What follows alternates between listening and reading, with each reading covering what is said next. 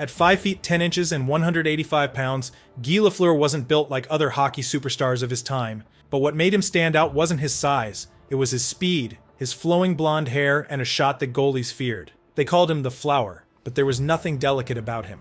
In the 1970s, when the NHL was full of tough guys and fighters, Lafleur changed the game by simply being too fast to hit. He would grab the puck in his own end, turn on the jets, and suddenly he was gone, like a bullet shot from a gun. While other players wore helmets and kept their hair short, Lafleur refused to wear one and let his blonde hair flow in the wind as he raced down the ice. Every time he touched the puck, fans at the Montreal Forum would jump to their feet. They knew something magical was about to happen. Between 1974 and 1980, he didn't just play hockey, he created art on ice, scoring more points than any other player in the NHL. But even more than his 5 Stanley Cups and his Hall of Fame career, Lafleur became the face of hockey in Quebec, a hero who proved that speed and skill could beat brute force. In this video, we'll talk about Lafleur's incredible run with the Montreal Canadiens in the 1970s, how he became Quebec's favorite son despite a tough start, and how he turned into hockey's most exciting player by doing things his way.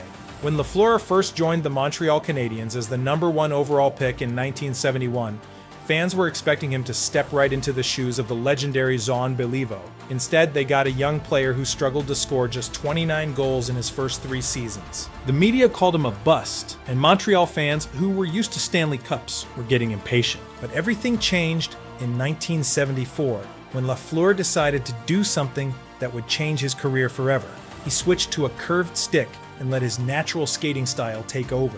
Suddenly the goals started coming. He didn't just score, he put up numbers that seemed impossible. 6 straight seasons of at least 50 goals, 766 points in just 6 years. 4 straight years leading the league in scoring. He wasn't just scoring goals, he was doing it with a style that made hockey look like an art form.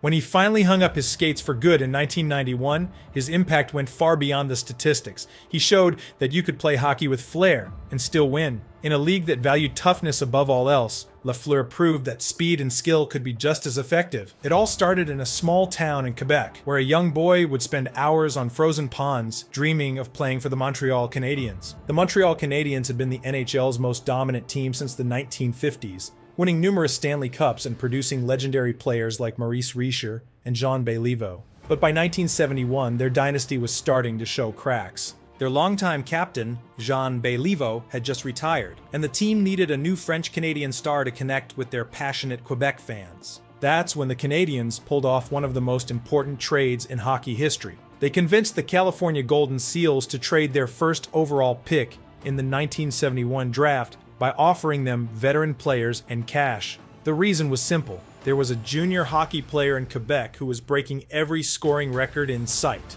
Playing for the Quebec Ramparts, Lafleur had just scored an incredible 130 goals and 209 points in just 62 games. Even more impressive, he led his team to the Memorial Cup Championship, scoring 43 points in just 14 playoff games. The Canadiens couldn't afford to let another team draft him.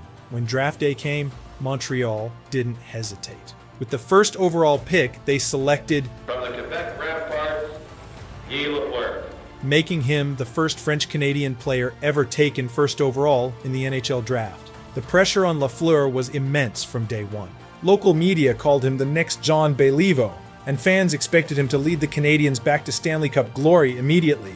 The expectations only grew when Marcel Dionne, picked 2nd overall in the same draft, immediately became a star with the Detroit Red Wings. While Dionne was scoring 77 points in his rookie year, Lafleur managed just 64. Fans started to question if the Canadiens had made a mistake. Montreal newspapers began comparing his statistics to Dionne's daily, and some even suggested trading him. But Canadiens general manager Sam Pollock stood firm. He saw something in Lafleur that others missed. A unique combination of speed and skill that just needed time to develop. From the first moment Lafleur touched the puck in a Canadiens uniform, everyone could see his incredible speed. During his first NHL game in October 1971 against the New York Rangers, he showed flashes of brilliance that made fans lean forward in their seats. But turning that raw talent into consistent scoring was a challenge. In his first season, he scored just 29 goals. Not bad for a rookie, but nowhere near what people expected from a first overall pick who had dominated junior hockey.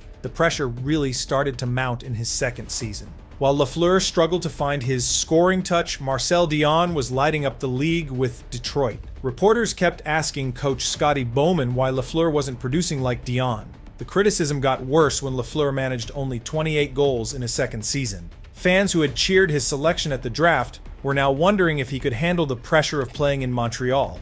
But in 1974, something clicked. Lafleur finally decided to ignore what everyone was telling him and play his own way. He switched to a curved stick, which allowed him to shoot with more power and accuracy. He stopped trying to play the dump and chase style his coaches wanted, and instead used his speed to carry the puck end to end.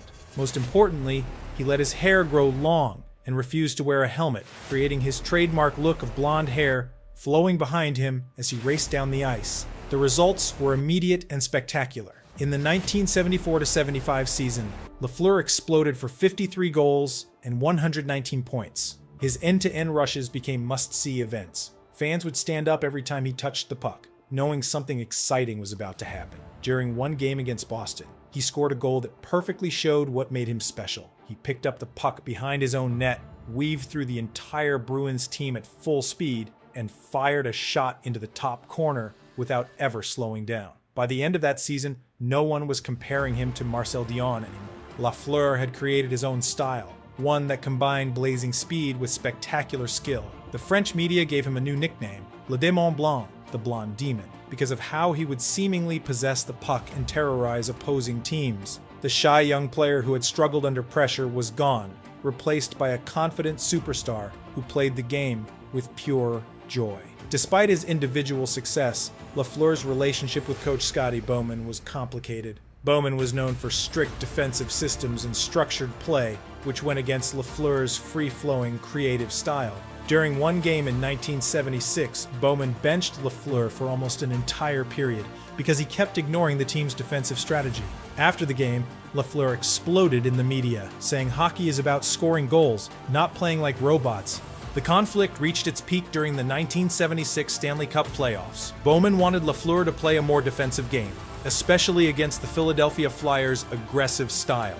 Before Game 3 of the finals, he threatened to reduce Lafleur's ice time if he didn't backcheck more. This created tension in the locker room, with some players supporting Bowman's system and others backing Lafleur's offensive approach. The pressure of playing in Montreal only made things worse. Every mistake was analyzed by dozens of reporters, and the French media often painted Bowman as the villain trying to restrict Quebec's biggest hockey star. Lafleur started skipping team meetings and arriving late to practices. His teammates noticed he was becoming more isolated from the team. Things hit rock bottom during a regular season game against Toronto in 1977. After Lafleur was on the ice for 3 goals against, Bowman called him out in front of the entire team during the second intermission. Lafleur threw his stick across the room and stormed out. The next day, newspapers across Quebec carried headlines about the clash between the team's biggest star and its legendary coach. Something had to give. Either Lafleur would adapt to Bowman's system, or the Canadiens would have to choose between their coach and their superstar.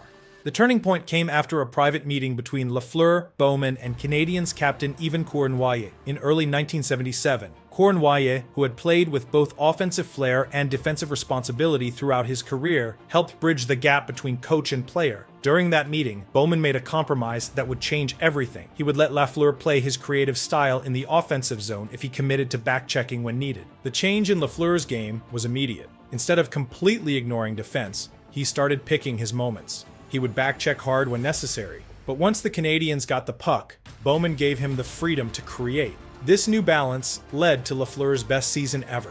In 1977-78, he scored 60 goals and 132 points, winning both the Art Ross and Hart trophies. More importantly, his relationship with Bowman transformed from conflict to mutual respect. Bowman later admitted that learning to adapt his system to Lafleur's talents made him a better coach. He started using Lafleur's speed as part of the team's defensive strategy.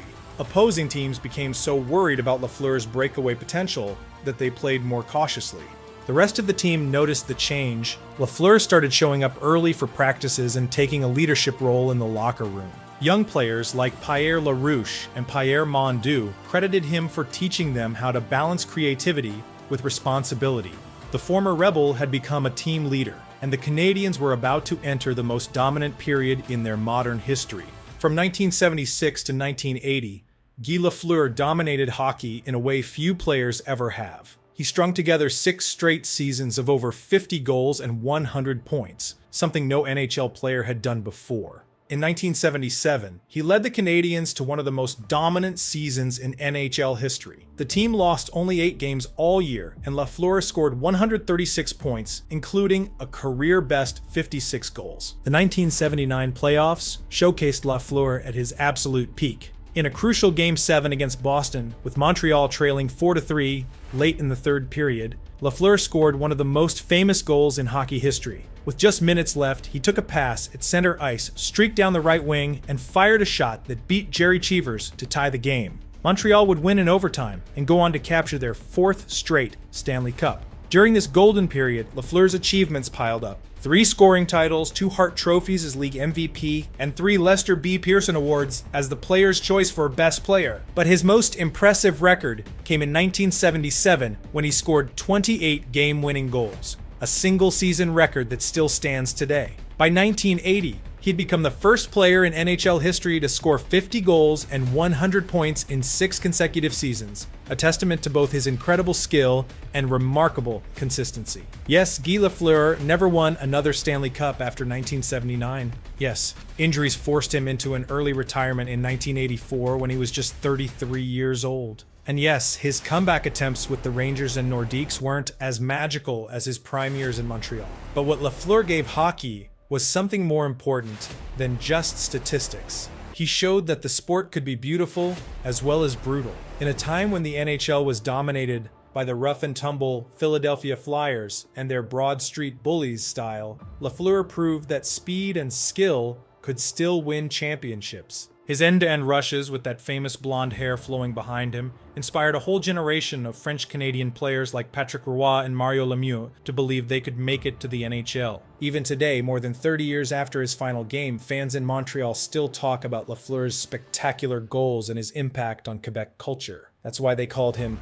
the Flower, because like his nickname suggests, he brought beauty to hockey when the sport needed it most. If you enjoyed this story about hockey's most electrifying player, don't forget to hit that like button and subscribe to our channel for more incredible sports stories. Thanks for watching.